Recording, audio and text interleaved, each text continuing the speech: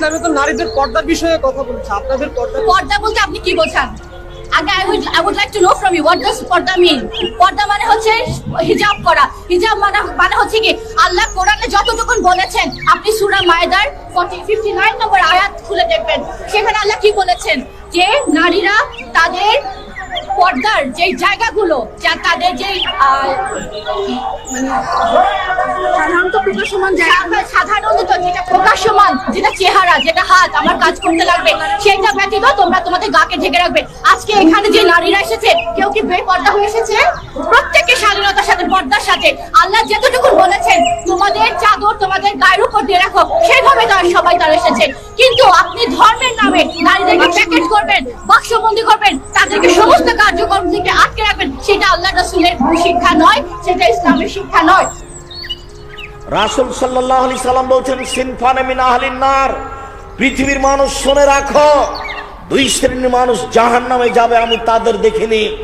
পৃথিবীর মানুষ শুনে রেখো, আমি মুহাম্মদ সাল্লাল্লাহু আলাইহি সাল্লাম বলছি, দুই শ্রেণীর মানুষ জাহান্নামে যাবে, আমি তাদের দেখিনি।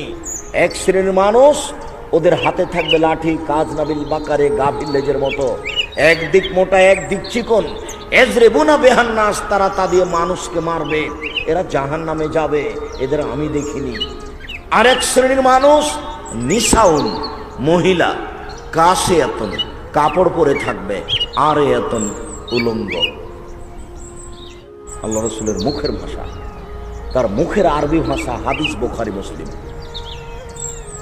নিসাউন, মহিলা, কাসিয়াতুন, কাপড় পরে থাকবে, আর এতন, উলঙ্গ। মুমিলাতুন, পুরুষকে নিজের দিকে আকৃষ্ট করবে, মাইলাতুন, তারা নিজেরা আকৃষ্ট হবে। লায়াদখুলুল জান্নাহ, ওরা জান্নাতে যাবে না, ওরা জান্নাতে তো যাবে না, যাবেই না, ওরা জান্নাতে তো যাবে না, যাবেই না। ওয়ালা ইয়াজিদনা রিহাহা, জান্নাতের গন্ধ পাবে না। ফাইনা রিহা লা তুজাদু মিন মাসরিতি কাযা ওয়া কাযা, যে জান্নাতের গন্ধ 1 বছরের দূরত্ব পথ থেকে পাওয়া যায়, এর নাম জান্নাত। এই জান্নাতের গন্ধ পাবে না। উপস্থিত বৈঠকের মুসলিম বোন, আপনাকে আরেকটু হুঁশিয়ার সাবধান করে আগাই। আপনি একটু এদিকে শোনেন। তোমাকে বলছি, তুমি কথা বলছো কেন? তোমাকেই তো বলছো, তুমি আবার কথা বলছো কেন? মাথায় কাপড় দিয়ে আসনি, ক্লাস 10-এ পড়ছো, তোমার লজ্জা হয় না? তোমার বাপের একটু শরম হয় না? তোমার বোন, তোমার ভাই যারা এখানে বসে আছে, যারা আমার মুখের সামনে চিল্লাচ্ছে, এ তো তোমার ভাই, এই তো তোমার ভাই। তোমার কেমন ভাই যে তুমি তার সামনে মাথায় কাপড় না দিয়ে থাকতে পারো, চলতে পারো? তোমার বাপ কেমন যে তুমি ক্লাস 10-এ পড়ো, মাথায় কাপড় না দিয়ে থাকতে পারো, চলতে পারো? তুমি তো মুসলিম, তোমার বাপ মুসলমান, তুমি একজন মুসলিম মেয়ে, তোমার মা মুসলিম। এই বাড়িটা মুসলমান পরিবারের, এই বাড়িটা হিন্দু পরিবারের নয়। আজও এখন যদি রংপুর শহরে মার্কেটে যান, তাহলে দেখবেন অনেক মেয়ে বাজার করছে, তাহলে ও কি হিন্দুর মেয়ে? জি না, ও মুসলমানেরই মেয়ে, ও কোনো কাপুরুষের মেয়ে, ও কোনো কাপুরুষের স্ত্রী। যার কারণে এটা ঘটছে। কষ্ট নিয়ে কোনো লাভ নেই, আমি নিজে থেকে বলিনি। রাসূল সাল্লাল্লাহু আলাইহি সাল্লাম বলেছেন, ইন্না মিন আসরাতিস সাআ, এর ফল ইলম, কিয়ামতের লক্ষণ বিদ্যা উঠে যাবে। ওয়ায়াকসুরাল জাহাল, মূর্খতা বেড়ে যাবে। ওয়ায়াকসুরা শারবুল খামরে, নেশাদার দ্রব্য পান করা বেশি হয়ে যাবে। ওয়ায়াকসুরা জেনা, জেনা বেশি হয়ে যাবে। ওয়ায়াকিল্লার রেজাল, পুরুষ কমে যাবে। ওয়ায়াকসুরা নিসা, মহিলা বেশি হয়ে যাবে। হাত্তা ইয়াকুনা লিখামসিনা ইমরাল কাইমুল ওয়াহিদ, একজন পুরুষের অধীনে থাকবে 50 জন নারী, মানে 100,000 নারী। এখানে কতগুলো যুবক আছে, তার জেনার সম্পর্ক আছে অন্তত 100 নারীর সাথে। তোমাকে ফিরে আসতে হবে, মরণ চলে আসবে, রক্ষা হবে না। যে জিনিস আসবে সেটা চলে এসেছে, মরণ আসবে মানে চলে এসেছে, কিয়ামত আসবে মানে চলে এসেছে। কবর যত কঠিন, কিয়ামত তার চেয়ে অনেক বেশি কঠিন। কিয়ামত যত কঠিন, জাহান্নাম তার চেয়ে অনেক অনেক বেশি কঠিন। আপনি সাবধান থাকুন। দিনী বৈঠকের মুসলিম বোন, আপনাকে আমি জোরালোভাবে অনুরোধ জানাচ্ছি, আপনি সাবধান থাকুন। জাতির ক্ষতি করে আপনি জান্নাত কেনার চেষ্টা করিয়েন না। 3 শ্রেণীর মানুষ জান্নাতে যাবে না, তার মধ্যে আপনিও আছেন।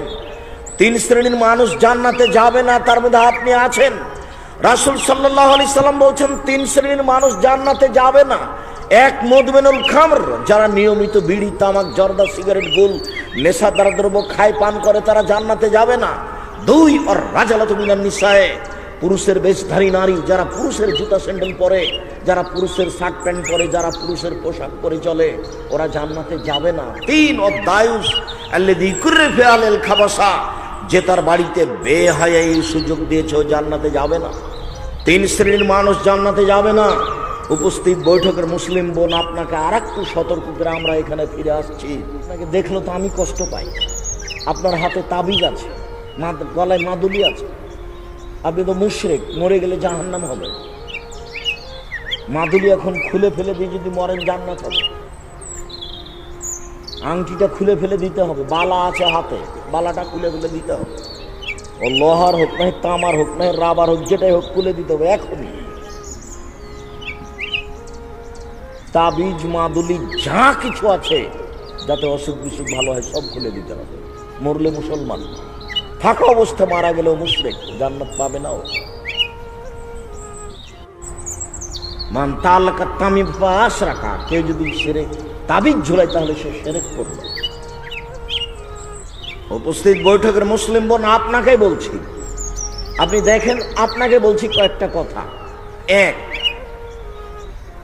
আবু সাঈদ খুদরি রাদিয়াল্লাহু তাআলা আনহু বলেন, খারাজা রাসূলুল্লাহ সাল্লাল্লাহু আলাইহি ওয়াসাল্লাম ইয়াওমা ফিতরিনা ওয়াদা ইলাল মুসাল্লা, আল্লাহর নবী কুরবানির ঈদে অথবা রোজা ঈদে ঈদের মাঠে গেলেন। ফামাররা আলা নিসায়ে, তারপর মহিলাদের সামনে দিয়ে হাঁটলেন। হেঁটে বললেন, ইয়া মাশারা নিসায়ে তাসাদ্দাকনা ফাইন্না উরিতুকুন্না আকসারা আহলিন নারে।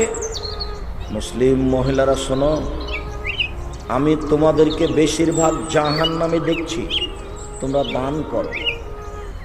মনে রাখবেন, সালাত আদায় করে জান্নাত পাওয়া যায়, জান্নাত কিনা যায় না। সিয়াম পালন করে জান্নাত পাওয়া যায়, জান্নাত কিনা যায় না। হজ করে জান্নাত পাওয়া যায়, জান্নাত কিনা যায় না। দানই এমন একটা জিনিস যা দিয়ে জান্নাত কিনে নেওয়া যায়। আল্লাহ নিজে বলছেন যে আমি তৈরি করেছি, টাকা দিয়ে বিক্রি করে দেবো। সেজন্য মোমেন পুরুষ নারী, ওরা আমার কাছ থেকে জান দিয়ে আর মাল দিয়ে কিনে নিবে, আমি ওটা বিক্রি করে দেব। আল্লাহ বলছেন যে আমি জান্নাত তৈরি করেছি মোমেন পুরুষ নারীর কাছে বিক্রি করার জন্য। ও কিনে নিবে, ও মেয়েকে দিয়ে দিবে, ওর বদলে আমাকে ও টাকা দিবে আর নিজেকে দিয়ে দিবে। দান দিয়ে জান্নাত কিনা যায়। উপস্থিত বৈঠকের মুসলিম বোন, আল্লাহর নবী আপনাকে বলছেন, আমি বেশিরভাগ মহিলাকে দেখলাম জাহান্নামে, জাহান্নামের অধিকাংশই নারী। তো মদিনার মহিলারা বলল, অবেমা ইয়া রাসূলুল্লাহ, কেন আমরা জাহান্নামে বেশি যাব কেন? তখন আল্লাহ রাসূল 3টা কথা বললেন। 1, তুকসিরনাল লানা, তোমরা মানুষের অভিশাপ করো, বদনাম করো, অভিশাপ করো, বদনাম করো, ছোট কথার পিছনে লেগে থাকো, এই জন্য জাহান্নামে যাবা বেশি। 2, তাকফুরনা লাশিরা, স্বামীকে মেনে চলো না।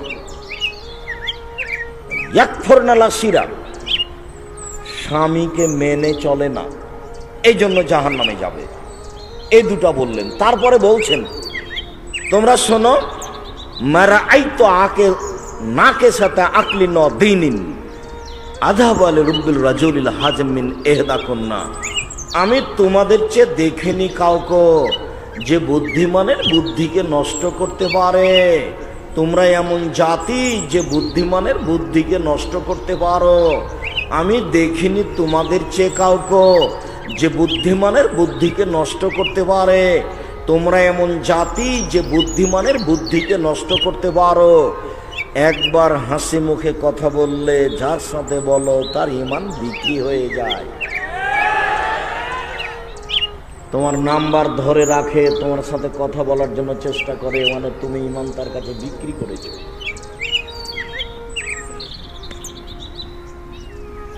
সম্মানিত দিনী বোন, আমি এই কথা বলিনি, এই কথা মুহাম্মদ সাল্লাল্লাহু আলাইহি সাল্লাম বলেন। কিছু বলার নেই। তিনি বলছেন, মা তারাক্তু বাদি ফিতনাতান আযার আলা রিজাল মিনান নিসায়ে, আমার জীবনে আমি ছাড়িনি কোনো বস্তু যেটা পুরুষের জন্য বেশি ক্ষতিকারক হতে পারে নারীদের চেয়ে। আমার জীবনে আমি ছাড়িনি কোনো বস্তু যেটা পুরুষের জন্য বেশি বিপদজনক হতে পারে নারীদের চেয়ে। তোমরাই হচ্ছ পুরুষের জন্য সবচেয়ে বিপদজনক বস্তু। অতএব মুসলিম বোন, অনুরোধ রক্ষা করুন, মানুষের ঈমান নষ্ট করে জান্নাত কেনার চেষ্টা করিয়েন না। নিজের রং চেহারা মাথার চুল আর একজনকে দেখিয়ে আর একজনের ঈমানের ক্ষতি করে জান্নাত কেনার চেষ্টা করিয়েন, এটা হবে না। মহিলারা অধিক অংশই জাহান্নামে যাবে, এই কথা মুহাম্মদ সাল্লাল্লাহু আলাইহি সাল্লাম বলেন। মানুষের ঈমান নষ্ট করে জান্নাত কেনার চেষ্টা করিয়েন না। মানুষের ঈমান নষ্ট করে নিজেকে শিক্ষিতা মনে করিয়েন না, আপনি শিক্ষিতা মহিলা নন। যে জাতির ক্ষতি করে তাকে শিক্ষিতা বলা যেতে পারে না। তবে আপনাকে আমি একটা কথা বলে আশ্বস্ত করে যাচ্ছি, আপনি মনে রাখবেন। উপস্থিত বৈঠকের দিনই মুসলিম বোন, আপনাকে আমি একটা কথা বলে আশ্বস্ত করে যাচ্ছি, আপনি মনে রাখবেন। এ কথা আমি বলিনি, এ কথা মুহাম্মদ সাল্লাল্লাহু আলাইহি সাল্লাম বলেন। তিনি বলেন, মহিলারা যদি 4টা কাজ করতে পারে তাহলে তার জন্য জান্নাতের সব দরজা খোলা। মহিলারা যদি 4টা কাজ করতে পারে তাহলে তাদের জন্য জান্নাতের সব দরজা খোলা। 1, সালাত খামসাহা, 5 ওয়াক্ত সালাত আদায় করলো। 2, সমাত সাহারাহা, রমজান মাসের সিয়াম পালন করলো। 3, আতাদ বালাহা, স্বামীকে মেনে চলল। 4, আহসানাত ফারজাহা, জেনায় লিপ্ত হলো না।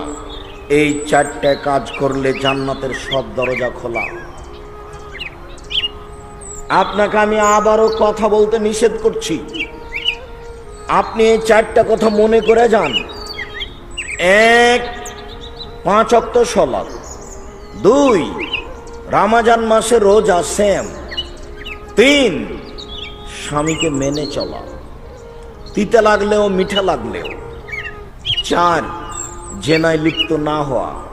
আব্দুর রাজাক সাহেব, দুঃখিত বলতে পারছি না, জেনায় আমি লিপ্ত হয়েছি কোনো একদিন। এখন পথ কি? এখন পথ কি? আপনি জেনার জন্য তওবা করেন, আপনার জন্য অনেক ব্যবস্থা আছে। আপনি আর কোনোদিন জেনায় লিপ্ত হবেন না। বিচারের মাঠে আপনি বিশেষ ছায়াতলে থাকতে পাবেন, এ কথা মুহাম্মদ সাল্লাল্লাহু আলাইহি সাল্লাম বলেন।